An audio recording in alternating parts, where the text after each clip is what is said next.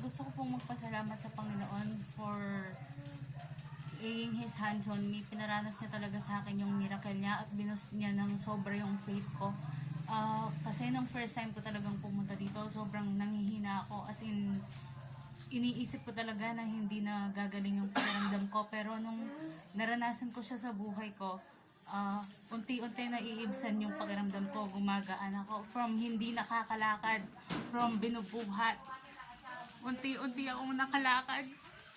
And alam ko, sa mga susunod na araw, mas makakalakad ako ng Mas normal. katulad ng dati at makakapagtrabaho ako ulit.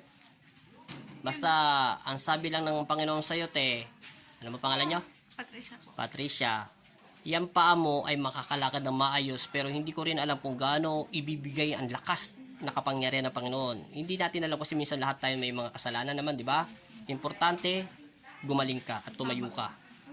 Tumayo ka at ipakita mo sa mga tao kung paano ka pinagaling ng Panginoon na dati, kasi hindi ko siya makuha ng video kasi meron akong service.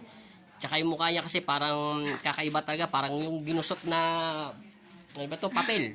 Hindi talaga siya makalakit sa sobrang sakit niya. Pero ngayon nakakatayo na siya. Sige, tumayo ka lang. Ngayon ko lang siya binalikan kasi yan, nakakatayo na siya. Maraming salamat, te, ha? Thank you po. Lagi kayo magdasal. Maraming salamat po, Panginoong Hesus, sa mga Nazareno. Maraming salamat din sa konting share mo sa mga tao. Amen.